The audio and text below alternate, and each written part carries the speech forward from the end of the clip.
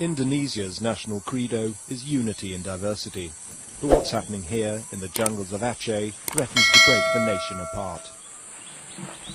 Outgunned and outmanned, these guerrillas of the Free Aceh movement have fought for 23 years. Now Jakarta's determined to defeat them once and for all.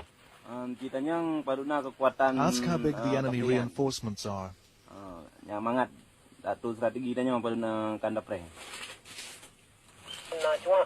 Do we have informers among the soldiers? There are 3. Their names are X, Y, and Z. Pass the word to Kamal Bati that we will strike together.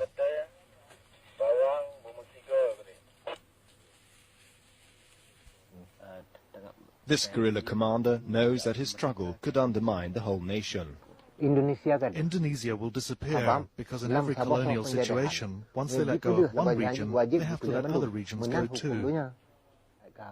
The Achenese separatists planned their tactics in the full knowledge that dialogue with the government is not even an option.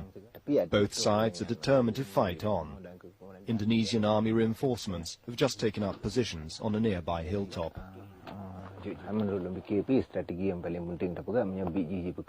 they're really ignorant and hard-headed, we may have to take out one of their sub-district military commanders. Their case for independence rests on Aceh's centuries-long history as an Islamic sultanate and their bloody resistance to Dutch colonial rule. They're a proud people who see themselves as distinct. They deeply resent what they call Javanese occupation. Today, though, 150,000 Achenese have had to flee their homes because of the fighting and are living as refugees in their own land. These camps are hotbeds of Achenese nationalism.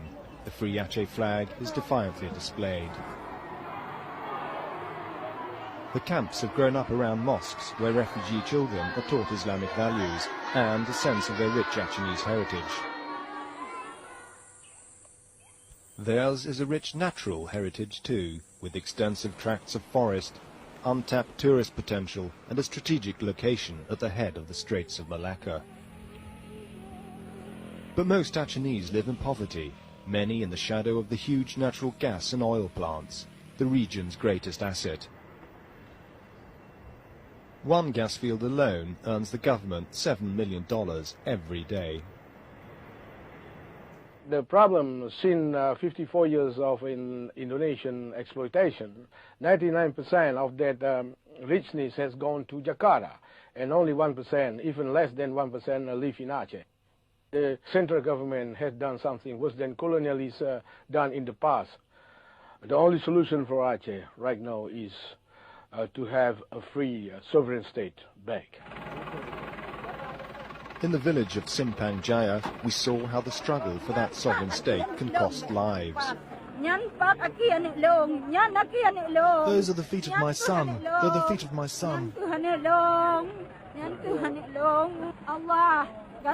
Grandma's son, Khairul, was one of the number of villagers cutting timber in a remote logging camp high in the mountains.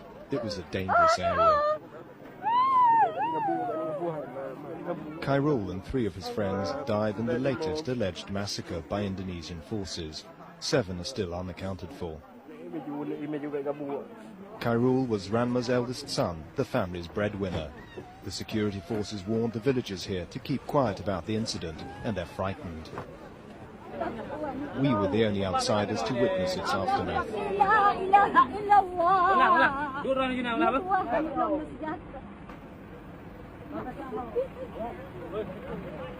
But the search party found some survivors.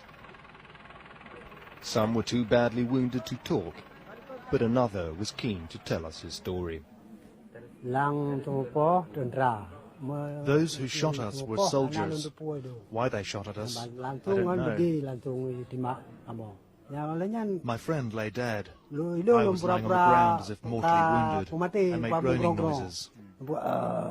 Then silence, no more gunshots. In Aceh, it's the police force that's in charge of counterinsurgency. So he went to their regional headquarters to find out their version of what happened to Khairul and his friends. We had an appointment to see the police chief, but were fobbed off with a captain.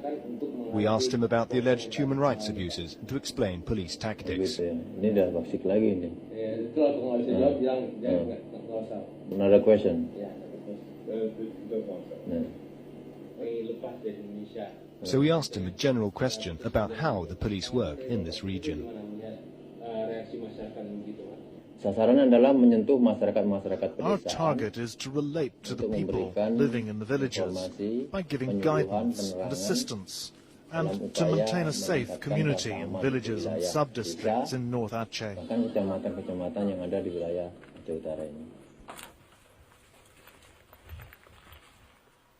The patrol from the elite mobile police brigade which we followed was reacting to a tip-off. Most of these men aren't even from here. They're fighting an invisible enemy in hostile territory and seem terrified, and justifiably so. Many police have been killed this year.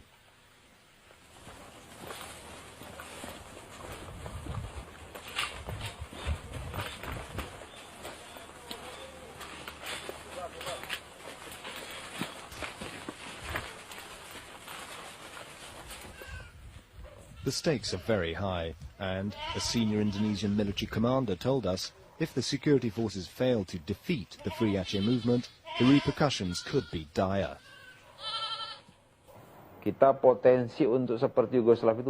Potentially, we could end up just like Yugoslavia.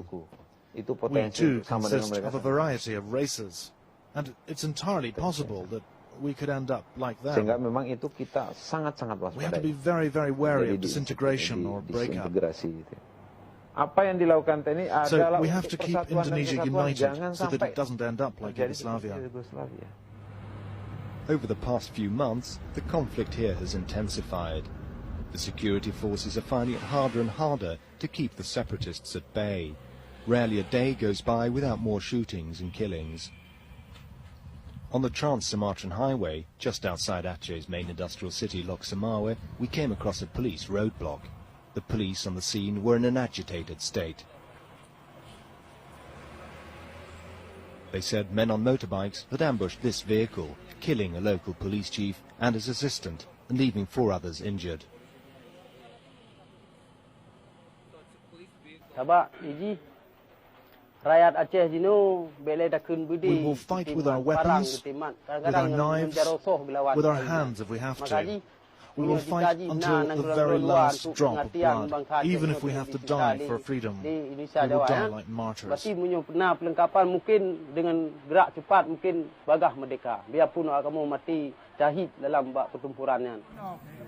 Ahmad Kandang is one of the core group of guerrilla hardliners trained in Libya during the 1980s.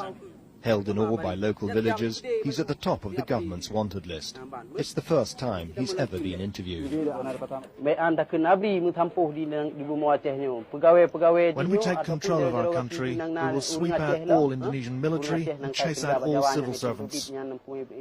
As to people who worked and collaborated with the government, we will chase all of them out as well, not just the Javanese and Indonesian troops.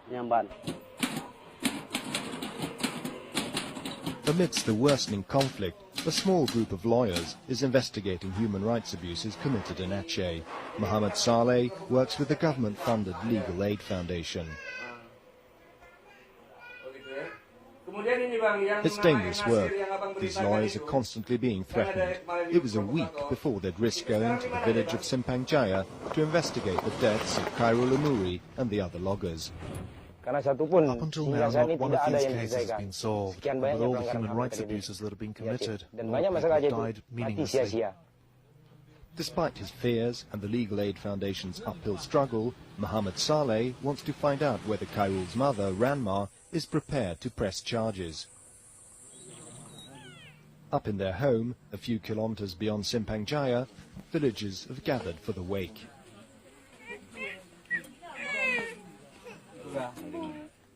It doesn't take long to emerge during his interview with Ranma that although she's very bitter, she does not want to press charges. She has lost all faith in the government.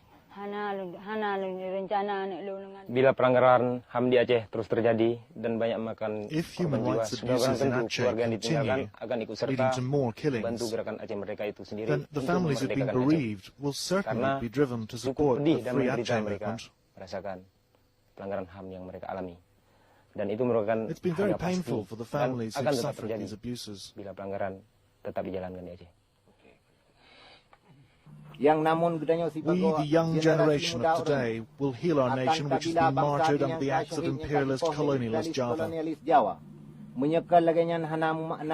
Our struggle for independence means we will no longer be part of the colonial state. So are we now ready to fight faithfully like martyrs for an Islamic Achenese nation? Merdeka! Merdeka! Merdeka! Barely trained female recruits are paraded in front of the villages by Commander Shafi. He makes capital of the way the Indonesian security forces are handling this conflict. This 18-year-old girl told us she joined the movement because her mother and brother had been beaten and tortured by the army. She said she feared for her own life.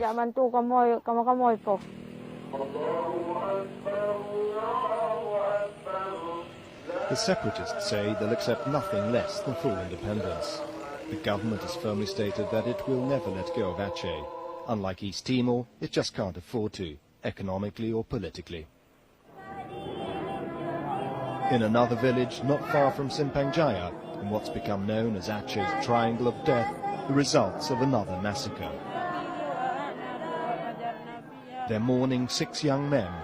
The army says they were caught in crossfire during a shootout. The villagers think the army took revenge for the loss of their own men. The government of Jakarta now admits that freedom for Aceh could lead to the breakup of Indonesia. For the people of Aceh, it would be the culmination of a long and bloody struggle. But until then, there'll be a lot more blood spilt, a lot more people mourned.